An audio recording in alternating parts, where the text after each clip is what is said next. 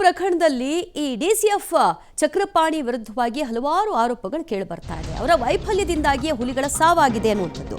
ಅಧಿಕಾರಿಗಳು ಸಿಬ್ಬಂದಿಯನ್ನ ವಿಶ್ವಾಸಕ್ಕೆ ಪಡೆಯುವಲ್ಲಿ ಇವರು ಫೇಲ್ಯೂರ್ ಆಗಿದ್ದಾರೆ. ಅರಣ್ಯ ಸಿಬ್ಬಂದಿಗೆ ಕೆಲಸದ ವಿಚಾರವಾಗಿ ಕಿರುಕುಳವನ್ನ ನೀಡ್ತಾ ಇದ್ರು ಅನ್ನುವಂತಹ ಆರೋಪವೂ ಕೂಡ ಇದೆ. ಈ ಹಿಂದೆ ಮರ ಕಡದ ಕೇಸ್ನಲ್ಲಿ ಸಸ್ಪೆಂಡ್ ಮಾಡಿದ್ರು ಚಕ್ರಪಾಣಿಯನ್ನ.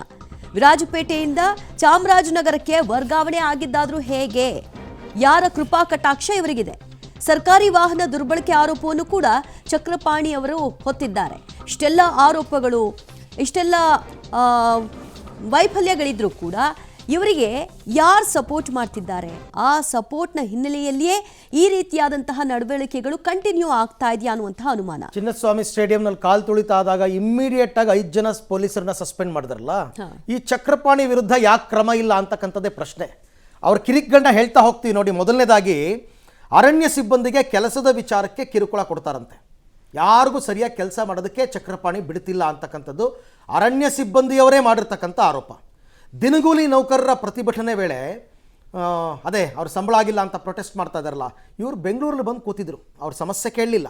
ವಾಚರ್ಗಳು, ಕಾಡಂಚಿನ ಜನರ ಸಮಸ್ಯೆ ಬಗ್ಗೆ ಇವರು ನಿರ್ಲಕ್ಷ್ಯವನ್ನು ವಹಿಸಿದ್ದಾರೆ ಅಂತ ಅರಣ್ಯಕ್ಕೆ ಅಪಾಯ ಇದ್ದರೂ ಭರಚುಕ್ಕಿ ಪವರ್ ಪ್ರಾಜೆಕ್ಟಿಗೆ ಅನುಮತಿ ಕೊಟ್ಟ ಆರೋಪ ಇವ್ರ ಮೇಲಿದೆ. ಅರಣ್ಯ ಗಸ್ತಿನ ಬಗ್ಗೆ ಮೇಲುಸ್ತುವಾರಿ ಮಾಡಿರಲಿಲ್ಲ DCF. ಅದೇ ಅವ್ರ ಸಂಬಳ ಕೊಡಲಿಲ್ಲ ಅಂತ ಅವ್ರು ಹೋಗಲಿಲ್ವಲ್ಲ, ಮಾಡಿರಲಿಲ್ಲ. ಇನ್ನು ಸರ್ಕಾರಿ ವಾಹನವನ್ನು ದುರ್ಬಳಕೆ ಮಾಡಿಕೊಂಡಂತಹ ಆರೋಪ ಚಕ್ರಪಾಣಿ ಅವರ ಮೇಲಿದೆ. ಇದು ಮೇಲ್ನೋಟದ ಕೆಲವೊಂದು ಆರೋಪಗಳು ಚಕ್ರಪಾಣಿ ಮೇಲೆ ಇರ್ತಕ್ಕಂಥದ್ದು. ಇನ್ನು ಅಕ್ರಮ ಎಸಗಿದ ಹಿನ್ನೆಲೆಯಲ್ಲಿ ಅವ್ರನ್ನ ಸಸ್ಪೆಂಡ್ ಸಹ ಮಾಡಲಾಗಿತ್ತು. ವಿರಾಜಪೇಟೆಯ DCF ಆಗಿದ್ದಂತಹ ಚಕ್ರಪಾಣಿ ಅವ್ರನ್ನ 6 ಮರಗಳನ್ನ ಕಡಿಯೋದ್ರ ಬದಲಾಗಿ 66 ಮರ ಕಡಿಯಲು ಅನುಮತಿಯನ್ನ ಕೊಟ್ಟಿದ್ರು. ಕೋಟ್ಯಾಂತರ ಮೌಲ್ಯದ ತೇಗದ ಮರ ಕಡಿಯಲು ಅನುಮತಿ ಕೊಟ್ಟು 66 ಮರಗಳನ್ನ ಆ ದಿನ ಕಡಿಯಲಾಗಿತ್ತು. ಅರ್ಜಿ ಹಾಕಿದ್ದಂತಹ ರಮೇಶ್ ಏನಿದ್ದಾರೆ, ಅವರ ಸಹಿಯನ್ನ ಫೋರ್ಜರಿ ಮಾಡಿದ ಆರೋಪವೂ ಕೂಡ ಇವರ ಮೇಲೆ. ತನಿಖೆ ಬಗ್ಗೆ ರಾಜ್ಯ ಸರ್ಕಾರಕ್ಕೆ CCF ಮೂರ್ತಿ ಎಂಬುವರು ವರದಿಯನ್ನು ಕೊಟ್ಟಿದ್ರು. ಸಸ್ಪೆಂಡ್ ಮಾಡಿ ಆದೇಶಿಸಿತ್ತು ಸರ್ಕಾರದ ಅಧೀನ ಕಾರ್ಯದರ್ಶಿ. ಆಗ ಅವರನ್ನ ಸಸ್ಪೆಂಡ್ ಮಾಡಿದ್ರು. ಸಚಿವ ಈಶ್ವರ ಖಂಡ್ರೆ ಸೂಚನೆ ಮೇರೆಗೆ ಚಕ್ರಪಾಣಿಯನ್ನ ಸಸ್ಪೆಂಡ್ ಮಾಡಲಾಗಿತ್ತು.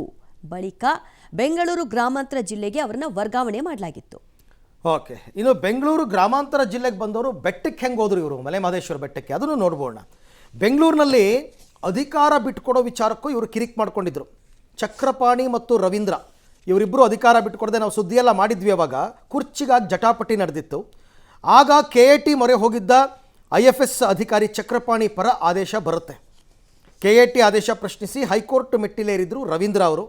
ರವೀಂದ್ರ ಪರ ಆದೇಶ ಪ್ರಶ್ನಿಸಿ ಹೈಕೋರ್ಟ್ ಮೆಟ್ಟಿಲೇರಿದ್ರು ಚಕ್ರಪಾಣಿ ಅವರು. ನಂತರ ಬೆಂಗಳೂರಿನ ಮತ್ತೊಂದು ವಿಭಾಗ ಗ್ರಾಮಾಂತರಕ್ಕೆ ಅವ್ರನ್ನ ವರ್ಗಾವಣೆ ಮಾಡ್ತಾರೆ. ಆಗ ಆ ಟೈಮ್ನಲ್ಲಿ ಮಲೆಮಹದೇಶ್ವರ ಬೆಟ್ಟದಲ್ಲಿ DCF ಕುರ್ಚಿಗೆ ಬೇರಿಬ್ಬರ ನಡುವೆ ಫೈಟ್ ನಡೀತಿತ್ತು. ಸಂತೋಷ್ ಕುಮಾರ್ ಮತ್ತು ಪರಮೇಶ್ವರ್ ಅಂತಂದ್ಬಿಟ್ಟು. ಸಂತೋಷ್ ಕುಮಾರ್ ಮತ್ತು ಪರಮೇಶ್ ಕಿತ್ತಾಟದ ಮಧ್ಯೆ ಇಬ್ಬರು ಜಗಳ, ಮೂರನೇವರಿಗೆ ಲಾಭ ಅನ್ನೋ ಹಾಗೆ ಚಕ್ರಪಾಣಿಗೆ ಹುದ್ದೆ ಸಿಗುತ್ತೆ. DCF ಆದ ಬೆನ್ನಲ್ಲೇ ಮರ ಕಡಿಯುವ ಪ್ರಸ್ತಾವಕ್ಕೆ ಅನುಮತಿ ಕೊಟ್ಟರು.